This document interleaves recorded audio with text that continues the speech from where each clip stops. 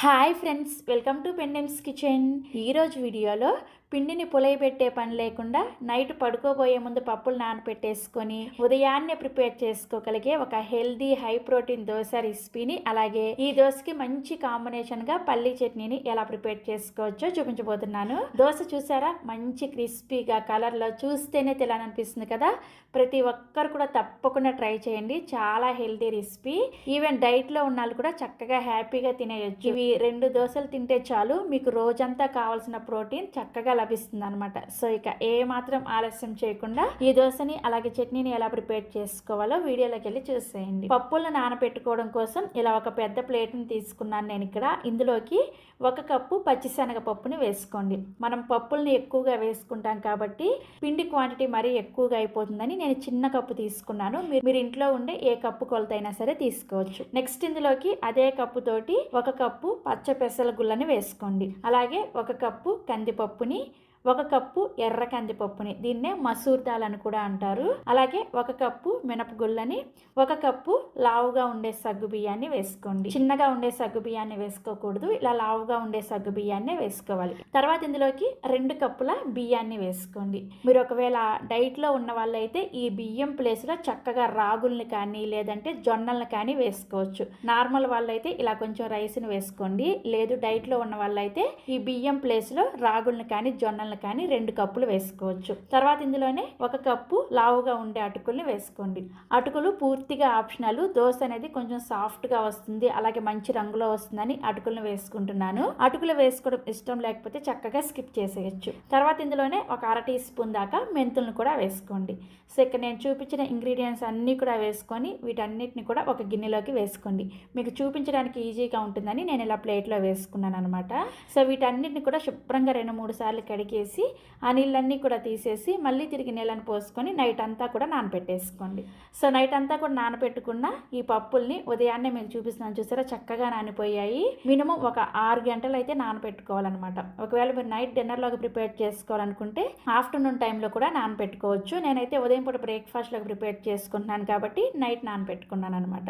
ఈ నానపెట్టుకున్న పప్పులన్నింటినీ కూడా మిక్సీ జార్లోకి వేసుకొని 2 పచ్చిమిర్చిని, అలాగే 1 ఇంచి అల్లం ముక్కని, 1 టీ స్పూన్ జీలకర్ర, రుచికి సరిపడా ఉప్పును కూడా వేసేసుకొని తగినన్ని నీళ్ళని పోసుకుంటూ ఈ పిండిని కొంచెం తిక్కుగానే గ్రైండ్ చేసుకోవాలి. అలాగే కొంచెం లైట్గా బరకగా గ్రైండ్ చేసుకున్నారనుకోండి మీకు దోశ అనేది క్రిస్పీగా వస్తుంది అనమాట. లేదు మాకు దోశ బాగా మెత్తగా కావాలి అనుకుంటే పిండిని బాగా మెత్తగా గ్రైండ్ చేసుకోవచ్చు. సో పిండి కన్సిస్టెన్సీ చూసారా, ఈ విధంగా ఉండాలి. ఇలా గ్రైండ్ చేసుకున్న పిండిని ఒక గిన్నెలోకి వేసుకోండి. ఇదే విధంగా మిగిలిన పప్పును కూడా గ్రైండ్ చేసుకొని సేమ్ గిన్నెలోకి వేసేసుకొని ఇప్పుడు ఈ గిన్నెని పక్కన పెట్టేసుకోండి. చట్నీని ఎలా ప్రిపేర్ చేసుకోవాలో చూపిస్తాను. చట్నీని ప్రిపేర్ చేసుకోవడం కోసం ప్యాన్ లోకి 1 కప్పు పల్లీలను వేసుకొని లో ఫ్లేమ్ లోనే పల్లీల పైన పొట్టు లైట్ గా రంగు మారేంత వరకు వేయించుకోవాలి. పల్లీలు మీరు దగ్గరే ఉండి ఎంత బాగా వేయించుకుంటారో మీకు చట్నీ అనేది అంత రుచిగా వస్తుంది అనమాట. చూసారా, పల్లీలు ఇలా చక్కగా వేగిన తర్వాత వీటిని ఒక ప్లేట్ లోకి వేసేసుకొని పూర్తిగా చల్లారనివ్వండి. నెక్స్ట్ ఇప్పుడు ఇదే ప్యాన్ లోకి ఒక 6 నుంచి 8 వరకు పచ్చిమిర్చిని తీసుకొని ఇలా సగానికి తుంచుకొని వేసుకోండి. పచ్చిమిర్చిని మీరు తినే కారానికి తగ్గట్టుగా చూసుకొని కొంచెం ఎక్కువ తక్కువ కూడా వేసుకోవచ్చు. ఈ పచ్చిమిర్చిని జస్ట్ ఒక 30 సెకండ్ల పాటు నూనె ఏమీ వేసుకోకుండా ఈ విధంగా డైరెక్ట్గా ఫ్రై చేసుకోండి. ఇలా ఫ్రై చేసుకున్నారంటే పచ్చిమిర్చిలో ఉన్న తేమంతా కూడా పూర్తిగా పోయి మనం నూనె వేసినప్పుడు అవి చిట్లకుండా ఉంటాయి అనమాట. సో ఒక 30 సెకండ్ల పాటు వేయించుకున్న తర్వాత ఇప్పుడు ఇందులోకి 1 టీ స్పూన్ దాకా నూనెని వేసుకొని ఇందులోనే 1 ఇంచు దాకా అల్లాన్ని ఇలా చిన్న ముక్కలుగా కట్ చేసుకొని వేసుకోండి. అలాగే 2 పొట్టు తీసిన వెల్లుల్లి రెబ్బలు, 1 మీడియం సైజు ఉల్లిపాయలు, సగం ఉల్లిపాయని ఇలా ముక్కలుగా కట్ చేసుకొని వేసుకొని ఉల్లిపాయ రెబ్బలు సపరేట్ అయ్యేంత వరకు మాత్రమే లో ఫ్లేమ్లో ఈ ఉల్లిపాయలు వేయించుకోవాలి. ఈ చట్నీ కోసం ఉల్లిపాయలు అస్సలు రంగు మారకూడదు అనమాట. జస్ట్ కొంచెం ఇలా రెబ్బలు సపరేట్ అయితే సరిపోతుంది. ఇప్పుడు ఇందులోకి 1/2 టీ స్పూన్ దాకా జీలకర్ర, అలాగే గుప్పెడు కొత్తిమీరని కాడలతో సహా వేసేసుకోండి. కాడలతో సహా వేసుకుంటేనే చట్నీ రుచిగా ఉంటుంది. నెక్స్ట్ ఇందులోనే మీరు పల్లీలు తీసుకున్న కప్పుతోనే 1 కప్పు పల్లీలకి 1/2 కప్పు పచ్చి కొబ్బరి ముక్కలను కూడా వేసుకొని వీటన్నిటిని కూడా జస్ట్ ఒక్క 30 సెకండ్ల పాటు వేయించుకోండి. కొత్తిమీర, కొబ్బరి ఇవన్నీ వేసిన తర్వాత ఎక్కువసేపు వేయించకూడదు అనమాట. జస్ట్ ఒక 30 సెకండ్ల పాటు వేయించుకున్న తర్వాత ఇందులో ఇందులోకి కొద్దిగా చింతపండును వేసుకోండి. చింతపండుని మరీ ఎక్కువగా వేసుకోకూడదు. నేను ఇక్కడ మీకు వీడియోలో చూపించాను కదా, ఈ విధంగా కొంచెం చింతపండును మాత్రమే వేసుకోవాలి. అలాగే 2 టేబుల్ స్పూన్ల దాకా పుట్నాల పప్పును వేసుకోండి. వీటినే వేయించిన శనగపప్పు అలాగే చట్నీ పప్పు అని కూడా అంటారు.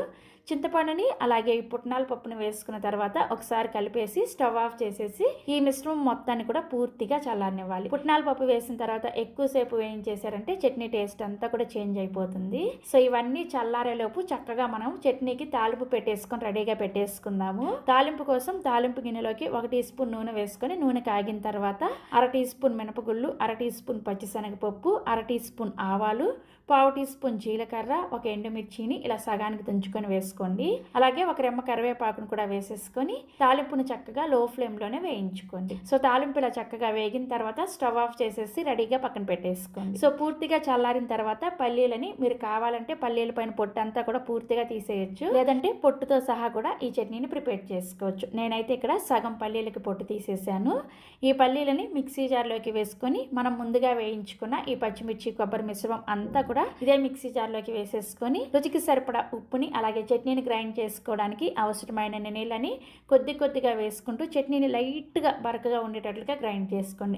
అప్పుడు మీకు చట్నీ అనేది గ్రైండర్లో గ్రైండ్ చేసినట్లుగా వస్తుంది అనమాట. ఇలా బరకగా గ్రైండ్ చేసుకొని ఒక గిన్నెలోకి తీసుకొని ఇదే మిక్సీ జార్లో కొద్దిగా నీళ్ళని వేసుకొని చట్నీ కన్సిస్టెన్సీని అడ్జస్ట్ చేసుకోండి. సో చట్నీని ఇలా ప్రిపేర్ చేసుకున్న తర్వాత మనం ముందుగానే రెడీగా పెట్టుకున్న ఈ తాలింపుని చట్నీలో వేసేసుకొని కలుపుకోండి. అంతే, చాలా చాలా రుచిగా ఉంటుంది ఈ చట్నీ. ఈ దోశలోకే కాకుండా మీరు రెగ్యులర్గా ప్రిపేర్ చేసుకునే ఏ బ్రేక్ఫాస్ట్ అయినా సరే చక్కగా సర్వ్ చేసేసుకోవచ్చు. సో మనకి చట్నీ రెడీ అయిపోయింది, దోశల పిండి కూడా రెడీగా ఉంది కదా. ఇక ఏ మాత్రం ఆలస్యం చేయకుండా దోశను ఎలా వేసుకోవాలో చూపిస్తాను.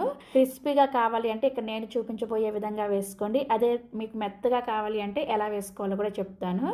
దోశ క్రిస్పీగా కావాలి అంటే దోశల పెనం బాగా వేడైన తర్వాత ఇలా కొద్దిగా నీళ్ళని చిలకరించుకొని పెనాన్ని శుభ్రంగా క్లీన్ చేసిన తర్వాత మంటని లో ఫ్లేమ్లోకి పెట్టుకొని మీకు ఎంత వీలైతే అంత పలచగా దోశను వేసుకోండి. మంటని లో ఫ్లేమ్లో పెట్టుకుంటేనే మీకు దోశ అనేది పలచగా స్ప్రెడ్ అవుతుంది అనమాట. అదే మీరు మీడియంలో కానీ హైలో కానీ పెట్టారనుకోండి దోశల పెనం తొందరగా వేడెక్కిపోయి పిండి అనేది గరిటకు చుట్టుకొని వచ్చేస్తుంది అనమాట. సో ఇలా దోశను వేసుకున్న తర్వాత ఇప్పుడు మంటను మీడియం ఫ్లేమ్లోకి పెట్టుకోండి.